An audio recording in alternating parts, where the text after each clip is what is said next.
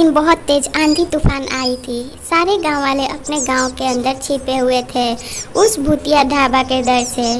सुंदरपुर गांव पे एक बहुत ही खूबसूरत भूतिया ढाबा था। उस ढाबा पे लोग पहले बहुत खाना खाया करते थे, लेकिन कुछ दिन पहले से वहाँ सन्नाटा पसर गया था।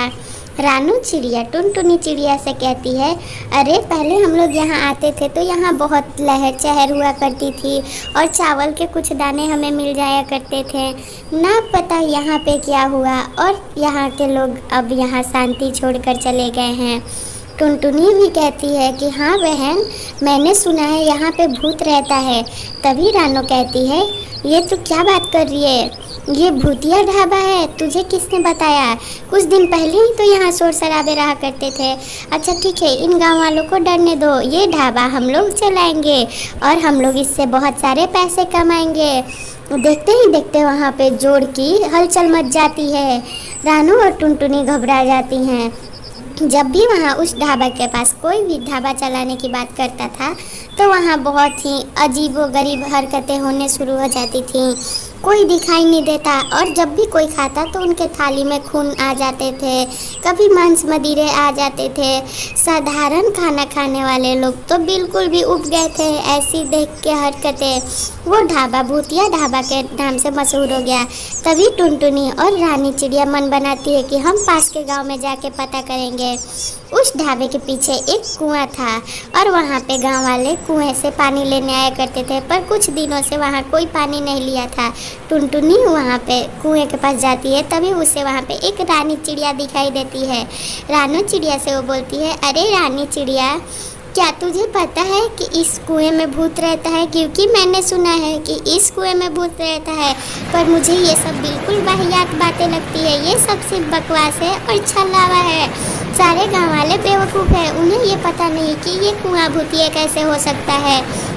तभी उसके सामने रानी चिड़िया जोर से हंसती है और कहती है कि तब तुम जान ही गई हो और छलावा लगता है तो तुम मेरा असली रूप देख लो। पर तुम्हें घबराने की ज़रूरत नहीं है, मैं तुम्हारे अब सामने अपने असली रूप में नहीं आ रही थी ताकि तुम परेशान हो जाओगी।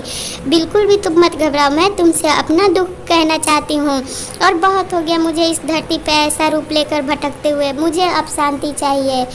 टुनटुनी चिड़िया कहती है, अरे तुम ये कौन सा रूप में आ गई मेरे सामने, मुझे बहुत घबराहट हो रही है, प्लीज़ मुझे छोड़ दो, मैंने तुम्हारा क्या बिगाड़ा है? तभी उसके सामने वो लाल खून से लथपथ चुड़ैल रहती है और वो कहती है, तुम बिल्कुल भी मत घबराओ, मैं तुम्हें नहीं मारूंगी, मैं बस इन गांव वालों को डराना चाहती हूँ। तुम्हें पता है मैं एक गरीब भिखारन थी और मैं उस ढाबे के मालिक के पास गई थी। उसका ढाबा दिन पर दिन बहुत ज़्यादा बढ़ते जा रहा था, लेकिन उसने मुझे खाना नहीं दिया और मैं भूख से वहीं उसके ढाबे के पास मर गई। उसने मुझे इस कुएं में फेंक दिया था। इतना में सबेर हो जाती है और सारे गाँव वाले इकट्ठे हो जाते हैं। सारे गाँव वालों के सामने एक बहुत ही खूबसूरत रानी चिड़िया रहती है। उस चिड़िया को देख के सारे गाँव वाले चकित रहते हैं। तभी पीछे से टुनटुनी कहती है कि ये कोई साधारण चिड़िया नहीं है, ये मुक्ति के लिए आप लोगों के सामने गुहार लगाने आई है। अब ये नहीं चाहती कि इस गांव के बच्चे और बूढ़े परेशान हो। सारे गांव वाले चकित रह जाते हैं। वो उस चिड़िया से कहते हैं, पर तुम तो बिल्कुल साधारण दिख रही हो चिड़िया की तरह। तभी वो कहती है कि मैं आप लोगों के सामने अपने असली रूप में नहीं आ रही हूँ ताकि आप लोग डरे ना। आप लोग टुनटुनी से पूछ सकते हैं मेरे असली रूप के बारे में। मैं रामू काका के ढाबे के पास जाया करती थी और कभी वो फेंक दिया करते थे खाने तो मैं खा लिया करती थी, लेकिन जब उनका धंधा ज़्यादा चलने लगा तो उनमें घमंड आ गया था। रामू काका अपने ढाबे से मुझे धक्का दे के निकाल दिए। आखिरकार वो अपने बच्चे खुचे खाने फेंक दिया करते थे, लेकिन मुझे नहीं दिए। कुछ देर बाद वहाँ बाबा जी आते हैं और उस चिड़िया की आत्मा को शांति दिला देते हैं।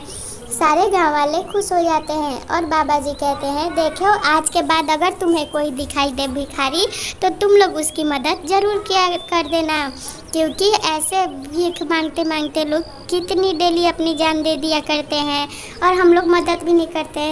उस कुएं को वो शुद्धिकरण करते हैं। कुएं के पास जाके बाबा जी कुछ मंत्र पढ़ते हैं और जल डालते हैं। कुएं में से अजीबो अजीब हरकतें बाहर दिखाई देती है।